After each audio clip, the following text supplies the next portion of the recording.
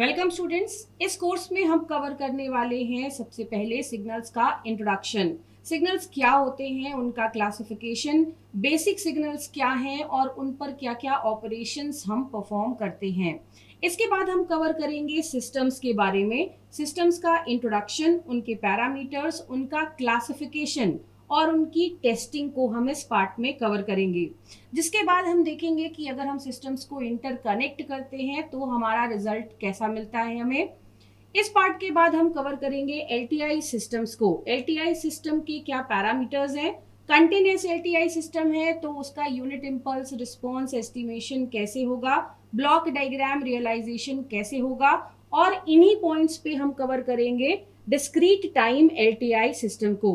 इसके बाद हम देखेंगे state space analysis, continuous time systems के लिए भी और डिस्क्रीट टाइम सिस्टम्स के लिए भी, जिसमें हम सीखेंगे कि स्टेट मॉडल हमें किसी भी सिस्टम का कैसे बनाना चाहिए, स्टेट वेरिएबल एनालिसिस कैसे होगा। इसके बाद हम अपने डिस्क्रीट टाइम सिस्टम और डिस्क्रीट टाइम सिग्नल का करेंगे Z domain analysis. Z transform की सहायता से हम देखेंगे जेड ट्रांसफॉर्म और रीजन ऑफ कन्वर्जेंस किसी भी सिग्नल के लिए हम कैसे कैलकुलेट करते हैं, जेड ट्रांसफॉर्म की प्रॉपर्टीज क्या होती हैं और बेसिक कैलकुलेशन कुछ सिग्नल्स पर हम जेड ट्रांसफॉर्म का करके देखेंगे। जिसके बाद हम एस्टिमेशन करेंगे यूनिलेटरल जेड ट्रांसफॉर्म का।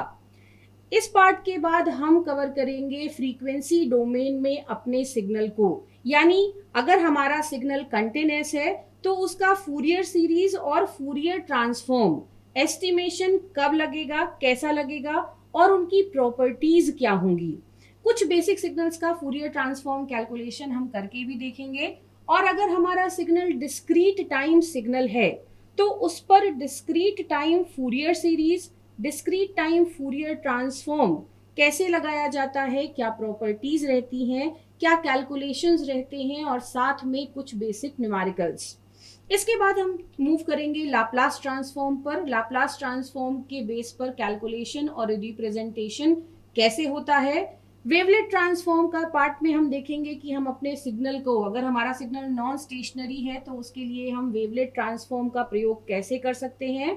इसके बाद हम देखेंगे एनालॉग और डिजिटल फिल्टर्स को, उनके क्लासिफिकेशन के साथ। और लास्ट पार्ट में हम कवर करेंगे सैम्पलिंग को। सैम्पलिंग क्या होती है, सैम्पलिंग के कैलकुलेशंस कैसे होते हैं, थ्योरम क्या है, रिकंस्ट्रक्शन अगर हम करेंगे तो क्या क्या लिमिटेशंस हमारी रहेंगी। इसके बाद डिस्क्रीट कन्वल्यूजन क्या होता है, क्योंकि कन्वल्यूजन का हम प्रयोग करते हैं अपने सिग्नल के रिस्पॉन्स यानी आउटपुट के कैलकुलेशन के लिए।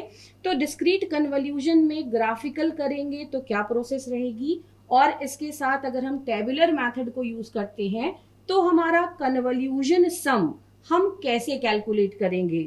तो इस सब्जेक्ट में हम कवर करेंगे सिग्नल्स और सिस्टम्स से जुड़ी हुई सारी इंफॉर्मेशंस को हर एक डोमेन में।